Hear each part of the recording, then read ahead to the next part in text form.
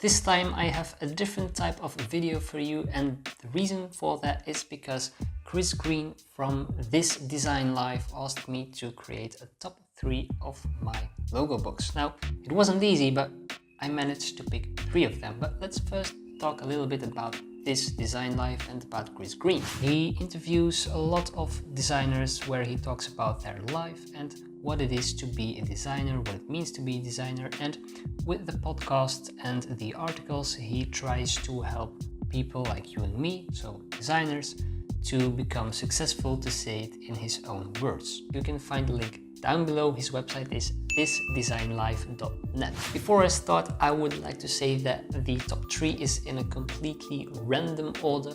I couldn't pick a winner or a loser, and the reason for that is because I love all my logo books, also the books that I won't be able to show you today. So that being said, let's start with the first book. The first book is this small book which is called LOGOBOOK 200 Trademarks and Symbols by Paul Ibu, and contains his work. The book is completely in black and white. To me, logos that are printed in black show the shapes of the logo in the best way. It's the purest form of logo design or showing a logo, in my opinion. So I really enjoyed this book. Paul Ibu is also a Belgian designer. I'm also from Belgium, so that gives a little bit of an extra touch towards this book.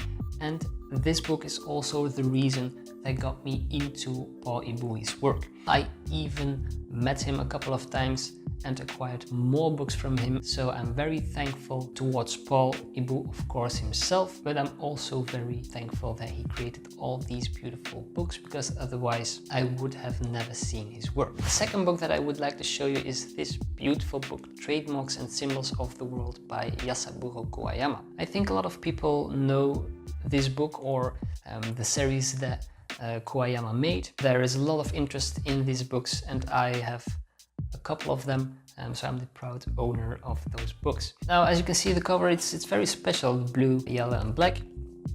It's a very specific and recognizable cover, and that is also what immediately catches the eye. Of course, if you see one online, you're like, oh my god, I need to have that book.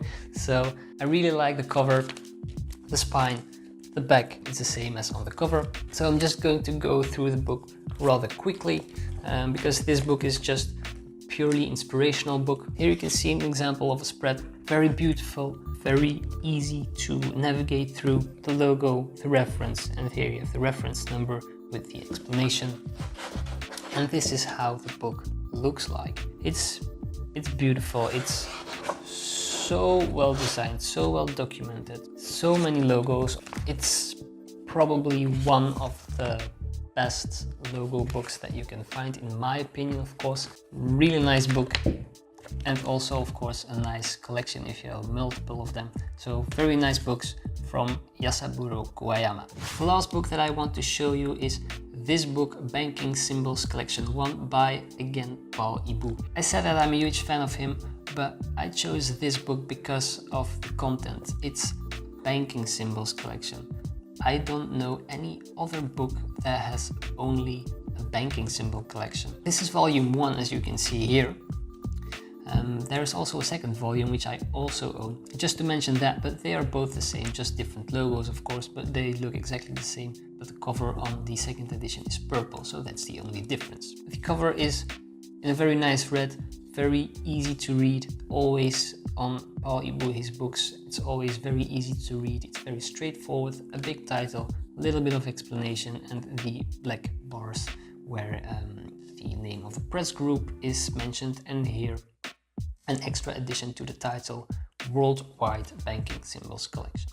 So let's take a quick look at what we can find inside the book.